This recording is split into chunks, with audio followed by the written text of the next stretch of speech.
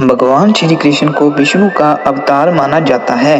पृथ्वी को पाप से मुक्त करने के लिए भगवान विष्णु ने कृष्ण के रूप में मानव का अवतार लिया था। भगवान श्री कृष्ण का जन्म भाद्रपद के कृष्ण पक्ष की अष्टमी तिथि को हुआ था। इसी कारण से हर साल इस तिथि को विशेष पूजन अर्चन के साथ श्री कृष्ण जन्माष्टमी का त्योहार मनाया जाता है। इस साल 30 अगस्त को यह तिथि है। पूरे देश में श्री कृष्ण जन्माष्टमी की विशेष मान्यताएं हैं। भगवान श्री कृष्ण का पूरा जीवन मानव जाति के लिए विशेष शिक्षाप्रद है।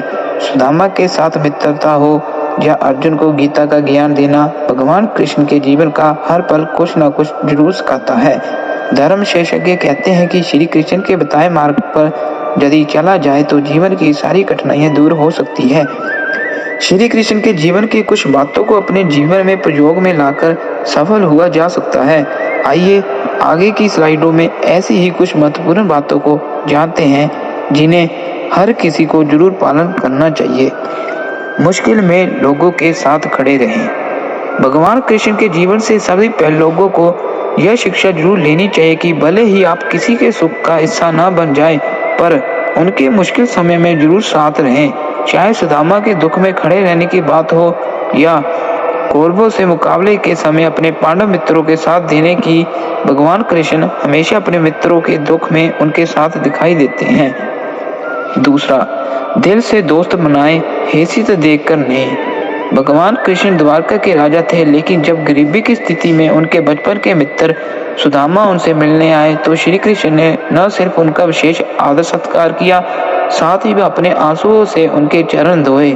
श्री कृष्ण एक राजा थे और सुदामा भिक्षु ब्राह्मण, पर उन्होंने इन सबसे ऊपर बचपन की मित्रता को रखा। तीसरा, धर्म का मार्ग पर चले।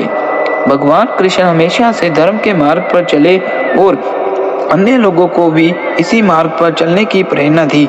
महाभारत के युद्ध में विशाल कौरव सेना से मुकाबला करने के लिए 5 पांडवों के साथ भगवान कृष्ण खड़े रहे, क्योंकि पांडव हमेशा धर्म के मार्ग पर चलने वाले थे।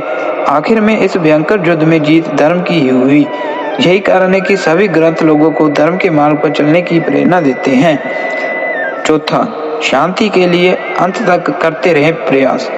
भगवान कृष्ण के जीवन से सीखने वाली सबसे महत्वपूर्ण बात है कि किसी भी विवाद में पड़ने की बजाय शांति का प्रयास अंत तक करते रहें। महाभारत के युद्ध से पहले भगवान कृष्ण सभ्य कौरवों के पास पांडवों का शांत दूत बनकर गए और युद्ध के बजाय शांति से निपटारे का सुझाव दिया। हालांकि अधर्म के मार्ग पर चलने वाले कौरवों ने इस प्रस्ताव को ठुकरा दिया। नतीजा जतन कौरवों का सर्वनाश हो गया।